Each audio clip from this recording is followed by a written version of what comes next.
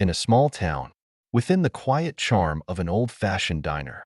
An unexpected event reignited memories of war and stirred tales of courage, sacrifice, and camaraderie.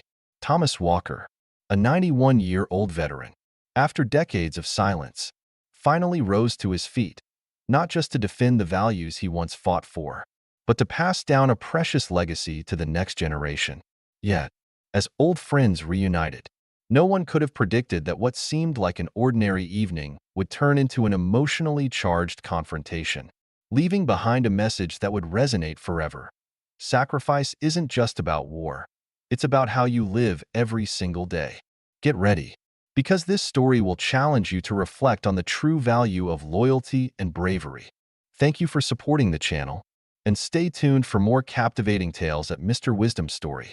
Don't forget to subscribe for the latest videos. Wishing you joy and peace.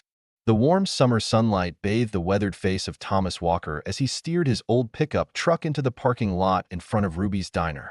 At 91, Thomas moved more slowly, but his gaze was as sharp as that of a man who had lived more than his fair share of life. Carefully stepping out of the driver's seat, he adjusted his stance, his calloused hand gripping the truck door tightly. The vibrant midday air was suddenly disrupted by the roar of motorcycle engines. 5 sleek, powerful bikes tore into the parking lot, their engines roaring, shattering the calm. The riders, all young men wearing leather jackets adorned with patches and designs, swaggered off their bikes. They all sported long beards, their bodies covered in tattoos. Thomas watched the scene, shaking his head slightly. In his day, respect and humility were a given. Standing tall, he adjusted his veteran cap and walked toward the diner's door. Just as his hand touched the handle, one of the bikers stepped in front of him. "Hey, old man," the young man mocked, his eyes full of challenge. "Isn't it time for you to be in bed by now?" Thomas looked up, locking eyes with the man. His voice was low and firm. "Son, I've been awake since before you were born. Now, please step aside. I just want to have lunch with my friend." A chuckle rippled through the group of bikers. They formed a loose circle around Thomas. "Well, looks like we've got a stubborn old man here," another biker chimed in. "What's up, Gramps? Forget to take your meds this morning?" Thomas felt his jaw tighten, but he remained calm. He'd faced worse than this in his lifetime. His voice was steady, but with an edge of warning. "Would you boys kindly move aside? Don't make me say it again." The leader of the bikers, with messy long hair and bloodshot eyes, smirked. "Oh, what's the old man gonna do? Call the cops? Or have the nursing home come pick you up?" Inside the diner, people began to notice the commotion outside. Ruby, a stout woman in her 60s and the diner's owner, glanced through the window. Having known Thomas for years, she understood that he was not one to be easily pushed around. Quickly, she reached for the phone behind the counter, preparing to call for help. Thomas stood firm, his sun-weathered hands clenched at his sides. He had served his country with pride, fought battles these young men could only watch on a screen. And now, he would not be intimidated by a gang of thugs. His voice turned cold and sharp. "This is your last chance. Step aside, or things will get unpleasant." The bikers erupted into laughter. "Listen to this, Spike," the leader said, wiping tears of laughter from his eyes. "This old man thinks he can scare us. That's hilarious." A burly man with a shaved head and bulging muscles cracked his knuckles loudly. "Maybe we should teach this old-timer a lesson in respect," he sneered, his eyes glinting with menace. The tension in the air grew thicker, nearly palpable. But Thomas, with the composure of someone who had weathered far worse, stood ready for whatever came next. His pride and unshakable resolve remained intact. Thomas narrowed his eyes. He hoped it wouldn't come to this, but it was clear these young men needed a lesson in manners. Slowly and deliberately, he reached into his pocket and pulled out his old, worn cell phone. The leader of the bikers widened his eyes in mock terror. "Oh no, look at this, boys. Grandpa's calling for backup," he jeered, snatching the phone out of Thomas's hand and holding it aloft like a trophy. "Who are you calling, old man? The geriatric squad?" Thomas's voice remained steady, though his tone carried a quiet, commanding authority. "Son, you've just made a big mistake. Hand me back my phone, and we can all walk away from this without anyone getting hurt." The leader smirked and dangled the phone in front of Thomas, taunting him. "Oh, this is rich. What are you going to do? Bore us to death with some story about the good old days?" Inside the diner, Ruby finished her call. Her voice was urgent as she spoke into the receiver. "Yes, police? There's a group of bikers harassing an elderly customer at my diner. Please send someone immediately." Thomas never broke eye contact with the leader. His eyes were steely, reflecting the confidence of a man who had seen and endured more than these young men could imagine. "My whole life, I've dealt with bullies like you, on playgrounds, on battlefields, and in places far harsher than this. You think you're tough? You've never seen real toughness." For a moment, the biker's cocky grin faltered, but he quickly masked it with a sneer. "Big words from a frail old man. Why don't you hobble on home before you break a hip?" Thomas felt his patience were thin. He had faced enemy soldiers, survived POW camps, and endured horrors these punks couldn't even begin to comprehend. He wasn't about to let himself be bullied now. His voice was low, sharp as a blade, and laced with unyielding authority. "This is your final warning. Son, give me the phone and step aside." The leader glanced at his gang, flashing them a cruel grin. "You want your phone, old man? Come and get it." With that, he hurled the phone across the parking lot. It skidded along the asphalt, stopping just short of a storm drain. Thomas watched it slide, his jaw tightening as he drew a deep breath. But Thomas didn't budge, maintaining his calm demeanor like a man who had weathered far worse storms. "What's wrong, Grandpa?" Another biker jeered. "Can't bend down to pick it up? Or do you need us to call a nurse for you?" Thomas's eyes flared with a fire tempered over decades. He took a step forward, his voice ringing out clear and strong. "You don't know who you're messing with. I've fought tougher men than you, even in my sleep." His words cut through the air like a blade, each syllable sharp and deliberate, freezing the atmosphere. But the bikers only laughed louder. "Oh, man, listen to this," the leader mocked, his voice dripping with disdain. "This old man thinks he's made of steel. Spike, why don't you show him what real toughness looks like?" Spike, the biggest of the group, stepped forward. His massive hands cracked his knuckles, the sound echoing ominously. He towered over Thomas, his bulky frame casting a long shadow that blocked out the sunlight. A smirk twisted across his face. "Listen, old man," Spike sneered. "You've got two choices. Turn around, shuffle home, and forget about this, or let us teach you a real lesson in respect." Thomas didn't flinch. His posture remained as straight as a pine tree in a storm. His sharp eyes locked onto Spike's with unwavering resolve. He had stared down the barrels of enemy guns, survived brutal POW camps, and watched comrades fall in battle. These punks were nothing compared to what he had endured. "Son," he said evenly, his voice low but commanding, "I've forgotten more about respect than you'll ever know. Now, I'm going to walk into that diner, sit down, and enjoy my lunch. If you try to stop me, you'll regret it." Spike's smirk twisted into a cruel grin. "Oh, really? Let's see what you've got." Before Thomas could react, Spike lunged, his large hand reaching for Thomas's shoulder. It was the biggest mistake of his life. In that instant, something inside Thomas awakened. Years of combat training, memories of fierce battles, and raw survival instincts surged through him. The aches of age seemed to vanish as his body moved with precision and speed. With a swift motion, Thomas grabbed Spike's arm, pivoted, and used the man's own momentum to hurl him over his shoulder. Spike hit the pavement with a bone-jarring thud, the impact knocking the wind out of him. The other bikers froze, their smug grins wiped clean, replaced by wide-eyed shock and growing unease. Thomas adjusted his veteran's cap and leveled his steely gaze at the remaining bikers. "Anyone else want to try their luck?" The leader clenched his jaw, his face twisting with fury as he shouted, "Take him down." All four remaining bikers charged at Thomas simultaneously. What happened next would be recounted for years in Ruby's diner as the stuff of legends. Despite his 91 years, Thomas moved with the swiftness and precision of a seasoned warrior.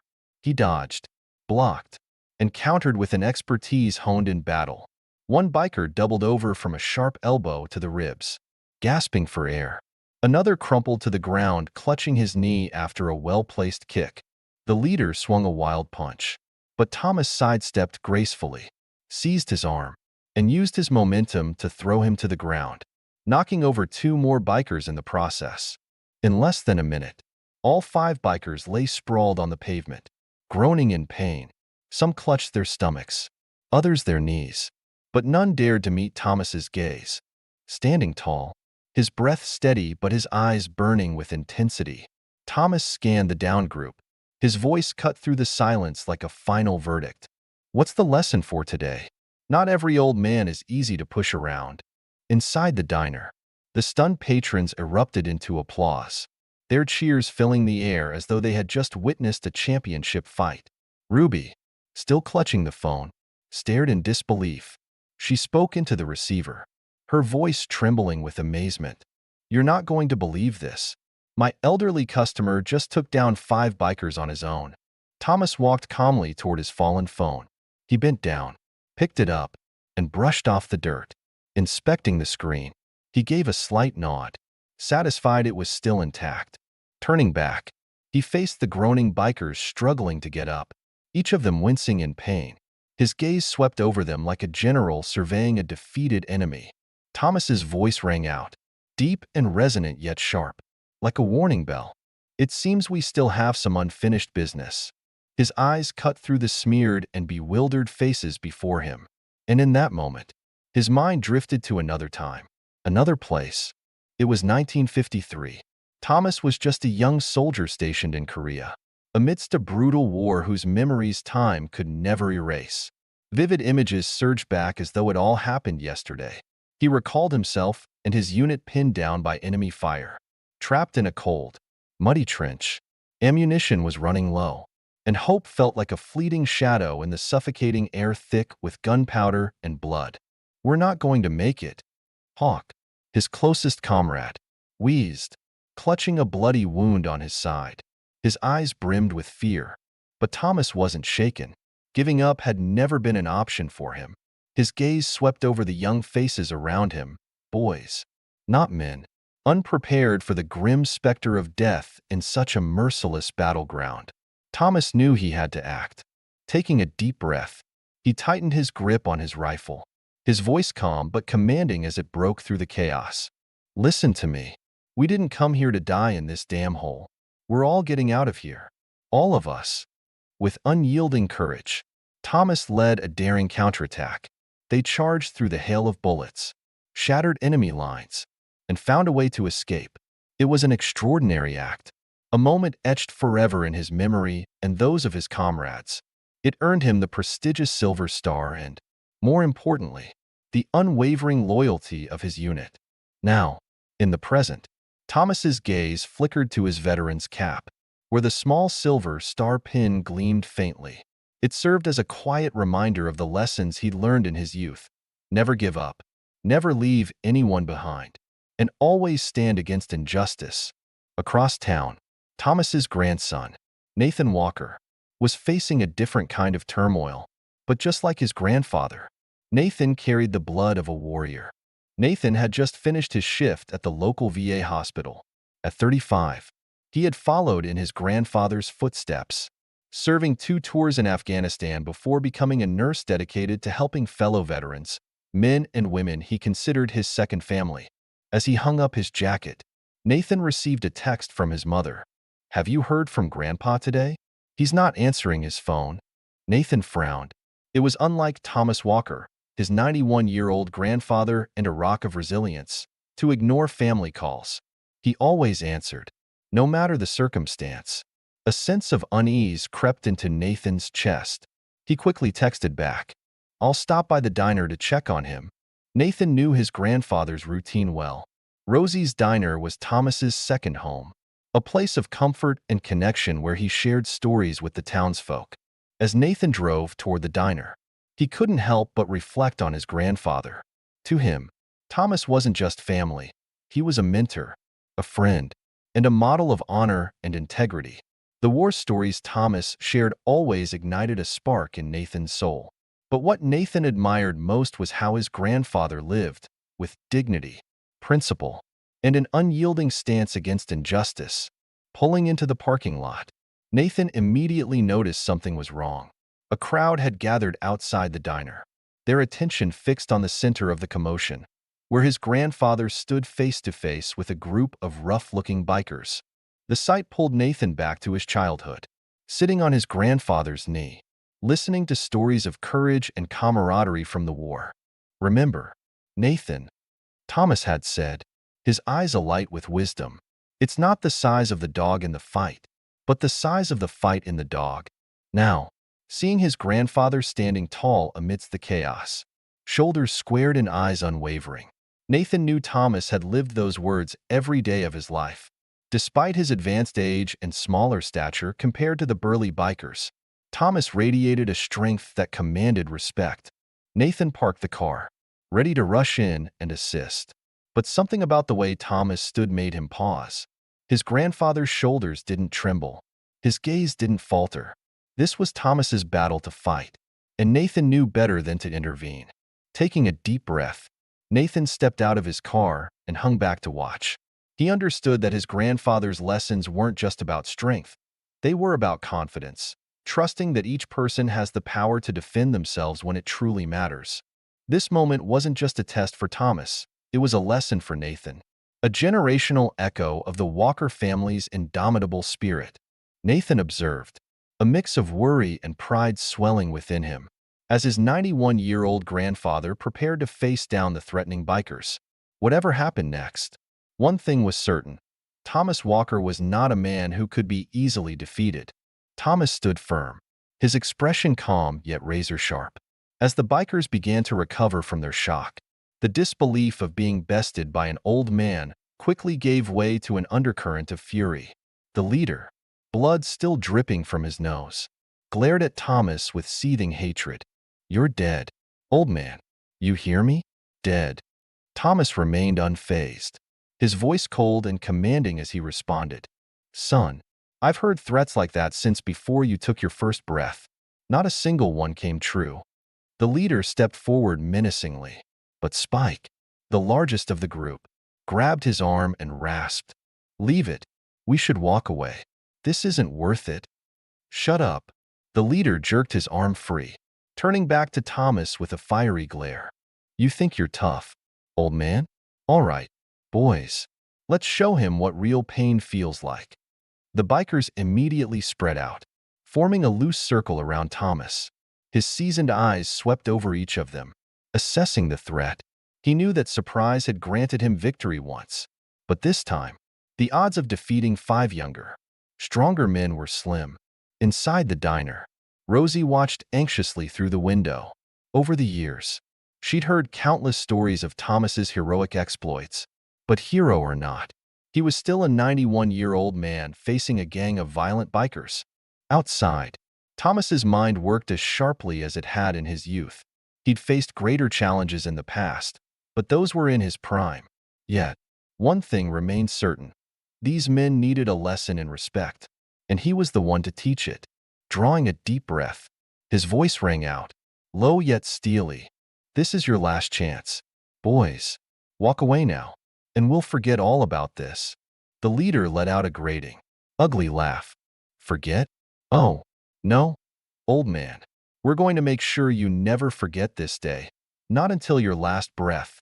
Thomas nodded slightly, as if he'd made a decision.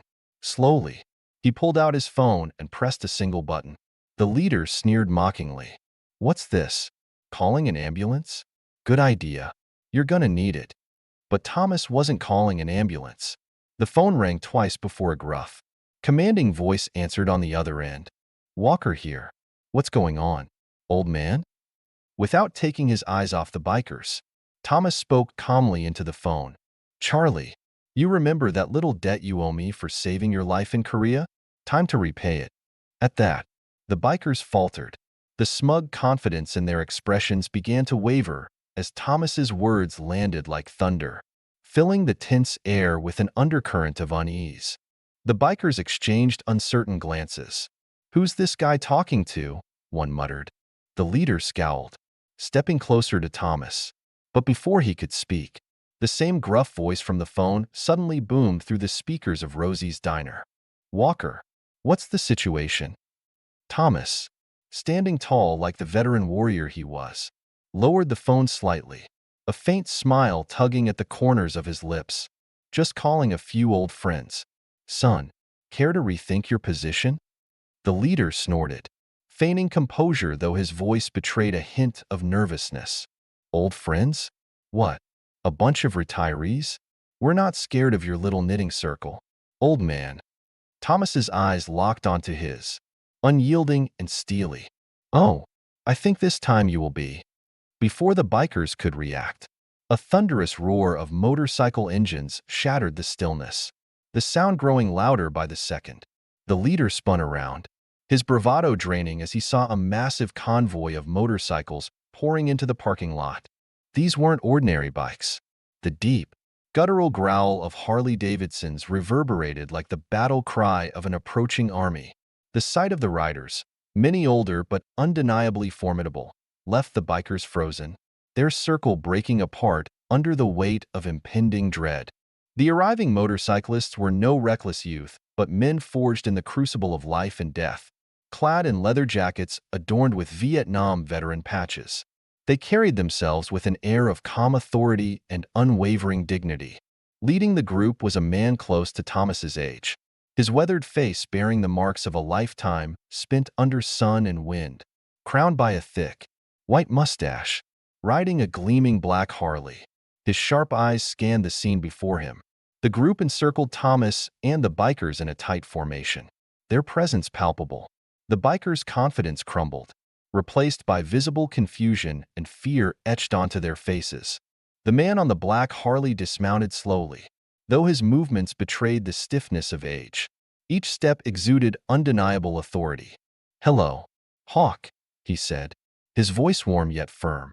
Thomas nodded, a rugged smile spreading across his face. "Never better. Charlie, I figured these young men could use a little lesson in respect." Charlie's sharp gaze swept over the scene, his eyes narrowing with quiet intensity. "They giving you trouble, Hawk?" The leader of the bikers, sensing the tide turning against him, raised his hands in a show of forced calm. His voice, however, wavered. No, just a little misunderstanding. That's all." Charlie ignored the weak excuse, his attention fixed on Thomas. "So, what do you think, Hawk? Do they need a lesson?" Thomas paused, his expression thoughtful, then shook his head. "No, I think they've started to understand. Isn't that right, boys?" The bikers nodded frantically, their eyes darting nervously between Thomas, Charlie, and the group of veterans surrounding them. The gang leader's tone shifted, his bravado replaced with evident remorse. He swallowed hard and spoke in a trembling voice. "I'm sorry, Mr. Walker, and to all of you, I apologize." He bowed his head slightly and gestured for his crew to step back. "We were wrong. This won't happen again." Thomas nodded, the steely edge in his gaze softening slightly. "Good. But remember this day. Next time you think about disrespecting men like us, there won't be a chance for redemption." Without needing further prompting, the bikers scrambled toward their bikes. Engines roared to life, and they sped off, not daring to look back. As silence settled over the lot, Charlie walked up to Thomas, placing a hand on his shoulder. A smile broke across his weathered face, one still brimming with strength and humor. "You handled that well, Walker.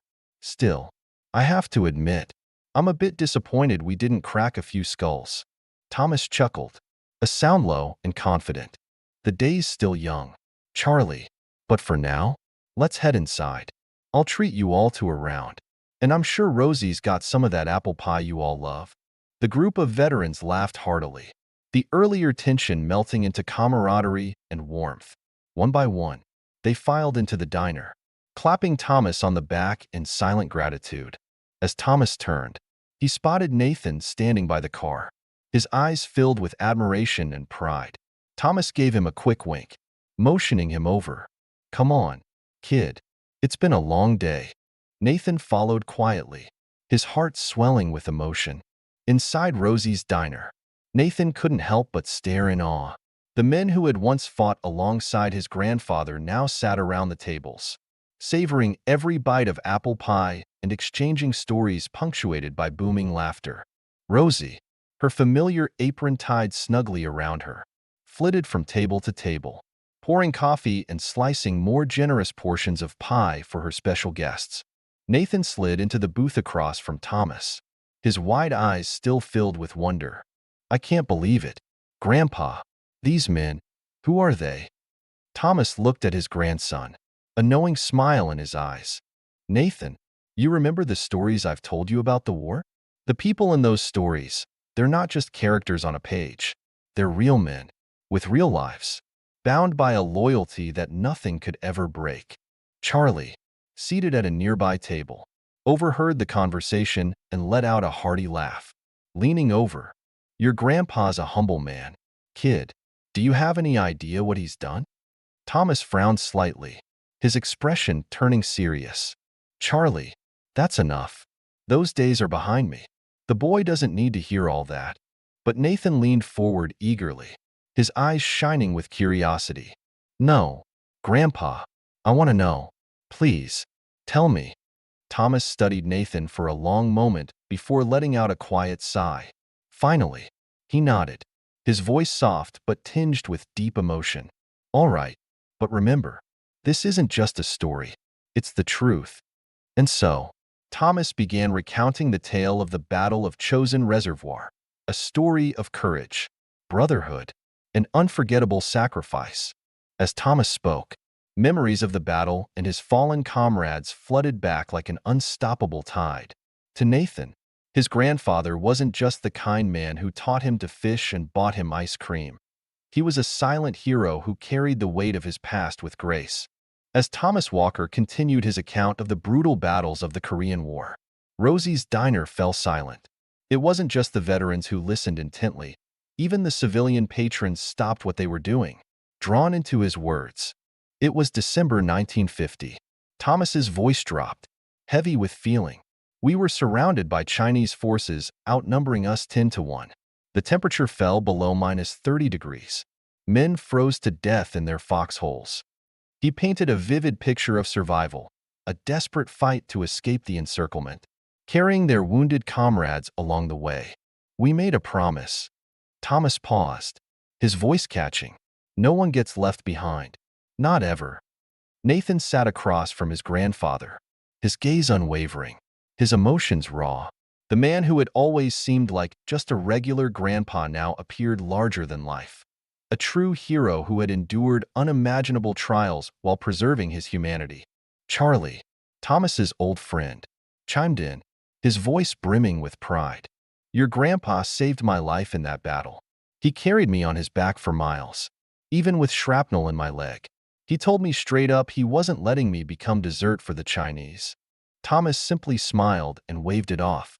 "You'd have done the same for me. Charlie, that's what brothers do for each other." Nathan glanced around the diner, for the first time grasping the extraordinary bond that connected these men. It wasn't just shared memories or common interests. It was a brotherhood forged in fire, transcending distance and time. Suddenly, a thought struck Nathan. "Grandpa, how did you know they'd all come when you called? It's been so many years." Thomas's lips curled into a mysterious smile as he reached into his jacket pocket, pulling out an old coin. He held it up, the diner's light casting a warm glow over its worn surface. "This," he said, "a challenge coin. Every man in this room has one just like it. It's a symbol of our promise that no matter what happens, we'll always have each other's backs." Thomas handed the coin to Nathan, who turned it over in his hands, feeling its weight. On one side was the American flag, on the other, the words "Brothers Forever" encircled the dates 1950, 1953. "No matter where we are or how much time has passed," Thomas explained, his gaze sweeping across the room to meet the familiar faces of his comrades. "If one of us is in trouble, a call goes out, and the rest will come. Nathan handed the coin back, his voice trembling with emotion. That's amazing. Grandpa, I never knew you were this kind of person. Thomas slipped the coin back into his pocket and reached across the table, placing a firm but gentle hand over Nathan's. His eyes were steady, filled with love and a quiet strength. There's a lot you don't know about me, son, but maybe it's time you did. That afternoon, Thomas began sharing more. Stories not just of bloody battles or courageous soldiers, but of quiet moments of friendship, irreplaceable losses, and acts of kindness that kept hope alive during the darkest times. Other veterans joined in, each adding their own story. Nathan sat there, captivated, as history seemed to come alive before his eyes. Occasionally, silent tears fell as painful memories were recounted, but they were quickly replaced by laughter and the joy of reunion. Afternoon turned into evening. Rosie, the diner's owner, moved by the stories she overheard, made an announcement. Tonight's dinner is on the house for everyone. Cheers erupted throughout the diner as the veterans rose to their feet. Soon, the warm atmosphere of a family gathering filled the room. Plates clinked, lively chatter and laughter echoed, blending with the aroma of coffee and hearty meals. Thomas Walker sat amidst his old comrades, beside his grandson, feeling a profound warmth that had nothing to do with the coffee or the cheerful din. It was the deep contentment of realizing that all his years of fighting were not just for his country, but for moments like this, moments of peace and the chance to share his story with the next generation. As the meal neared its end, Charlie, Thomas's steadfast friend, stood up. He tapped his fork against his glass to draw attention, his gravelly voice firm but steady. All right, listen up. Charlie's voice carried effortlessly across the room. I think it's time we give our hawk a proper salute. What do you say? A murmur of agreement rippled through the diner, and one by one, the veterans rose to their feet. They formed a line stretching from the back of the room to where Thomas was seated. Realizing what was about to happen, Thomas quickly protested. Boys, this isn't necessary. But Charlie was resolute. Hawk, you've earned this, he said, delivering a sharp salute, followed by a cascade of applause. Each man stood tall, despite worn joints and old wounds that spoke of battles long past. Slowly, Thomas rose to his feet. In that moment, he was no longer a 91-year-old man in a small-town diner. He was once again a young soldier, standing firm in his uniform, ready to face whatever lay ahead. Silent tears traced paths down his cheeks as he returned his comrades' salutes with unwavering resolve. Nathan stood off to the side, his eyes brimming with tears. A powerful sense of pride surged within him. His grandfather was not just a war hero but a hero in everyday life, a man of resilience, love, and unwavering responsibility. When the salute concluded, the veterans returned to their seats, many brushing away tears of their own. Even Rosie, the typically no-nonsense diner owner, couldn't hide her emotions. She wiped her eyes with the corner of her apron, silently watching the veterans. Thomas looked around the room, his voice trembling with emotion. You, he began, pausing to steady himself. You are the true heroes, not for what we did in the war, but for what we've done for each other. Not for medals or glory, but for the man next to us in the foxhole, for the families waiting for us back home, and for the country we love. He paused, his gaze locking with each man in the room, a meaningful reminder in his eyes. So many good men didn't make it home, but they remain with us, in our hearts, in our memories, and we've lived these lives in a way that would make them proud. Thomas turned to Nathan, placing a steady hand on his grandson's shoulder. His voice was gentle but carried immense weight. Now it's up to the next generation to remember, to serve with honor, in your own way. It doesn't have to be through war, but in life, standing up for what's right, protecting those who can't protect themselves. Never forget the price paid for the freedoms we enjoy. Nathan looked up at his grandfather, tears streaming down his face. He nodded solemnly, fully grasping the legacy that had been entrusted to him. He knew that through his grandfather's stories, these values would endure. As the evening wound down and the veterans began saying their goodbyes, The atmosphere in the diner grew thick with emotion. Everyone felt the gravity of what had transpired, a bond restored, a shared history honored. For the younger generation, it was a glimpse into a world they had only read about in history books. Thomas Walker stood by the diner's entrance, watching his old comrades leave. He shook hands and embraced them as brothers, men who had shared life's hardest trials. Each man pressed something into Thomas's hand before departing, a challenge coin, the tangible symbol of their unbreakable bond. These coins were more than keepsakes. They were reminders of their shared sacrifices, the battles they had fought, and their unyielding promise to leave no one behind. As the last car disappeared into the night, Thomas turned to Nathan with a serene yet deeply meaningful smile. "Well, son," he said softly, his voice carrying a hint of emotion. "What do you say? Let's go home." Nathan nodded, though a sense of awe still lingered within him. The images and stories his grandfather had shared continued to swirl in his mind. It wasn't just freedom that Thomas had fought for. It was a priceless gift he had passed down to Nathan, a living testament to loyalty, integrity, and courage. As they drove home beneath the starlit sky, pride swelled in Nathan's chest. He silently vowed to live by the values embodied by those men who had shown such steadfastness throughout their lives. He would never forget their sacrifices, would honor and cherish their memories, and strive every day to be worthy of the legacy they had left behind. In the days that followed, news of what had transpired at Rosie's diner spread through the town like wildfire. No one could stop talking about the remarkable evening. Stories of the 91-year-old veteran, Thomas Walker, standing tall among dozens of comrades who had faced unimaginable trials together, became a local legend. His tale inspired not only respect for the soldiers, but also faith in human courage and dignity. Wherever Thomas went, people greeted him warmly, shaking his hand and thanking him for his sacrifices. But for Thomas, those expressions of gratitude weren't the most important part. The moments became increasingly personal and profound. He realized that these encounters weren't just about honoring the past. They were opportunities to share his story so that future generations could understand what men like him had endured. Over time, Thomas opened up more to Nathan, not just about the war but about the hardships he had faced.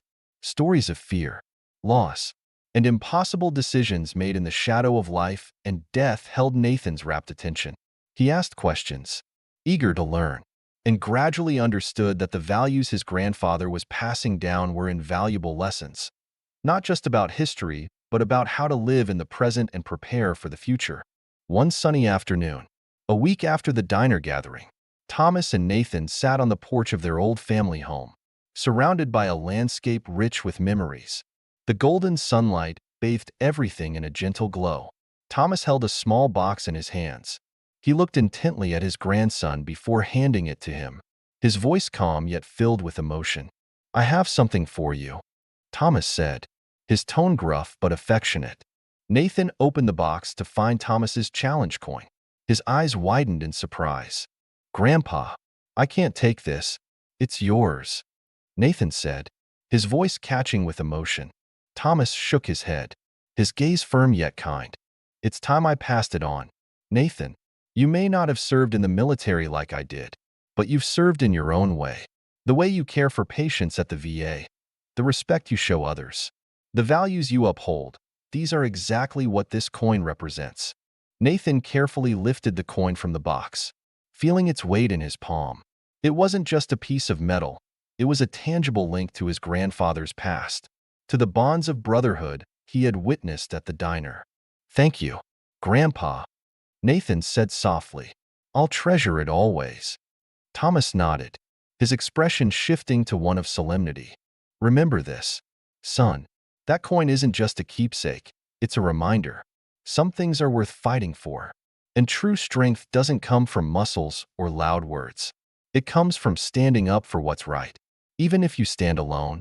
Nathan nodded, his eyes filled with gratitude and determination. "I understand, Grandpa. I promise to live in a way that honors what this coin stands for." The two sat together, watching the sun sink below the horizon. The stillness was profound, broken only by the rustle of the wind and the distant calls of birds. Thomas felt a deep sense of peace. He had lived a long life, endured countless struggles and losses, but in this moment, sitting beside his grandson, he felt assured that the values he had fought for and cherished would endure. Since the night at the diner, something had shifted. What began as a reunion among veterans had grown into a reaffirmation of the ideals Thomas had held dear his entire life. It not only reunited his old comrades, but also bridged the gap between generations.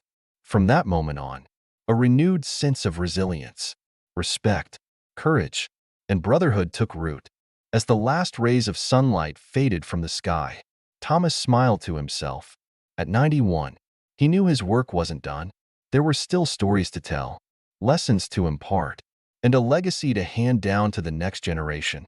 And as the stars began to shimmer against the darkening sky, Thomas and Nathan remained on the porch, wrapped in quiet reflection. Thomas glanced at his grandson, noting how Nathan's fingers unconsciously traced the challenge coin in his pocket. A sense of fulfillment washed over him. The old veteran had faced many battles in his life, from the Korean War to the confrontation at Rosie's diner. But perhaps his greatest triumph was this moment, sitting beside his grandson, knowing that the values of loyalty, respect, and courage would never be forgotten. As they rose to go inside, Thomas placed a hand on Nathan's shoulder, saying nothing more. The gesture spoke volumes. The torch had been passed, and Thomas knew it was in good hands. Though the door closed behind them, the legacy of Thomas Walker and his brothers in arms would endure. A timeless reminder of the power of standing up for what is right, no matter the cost. Thank you so much for your continued support of the channel. We truly appreciate each and every one of you. During the content creation process, there may have been some small mistakes, and we hope you'll kindly overlook them. Wishing everyone happiness, peace, and good health in life. Stay tuned for more.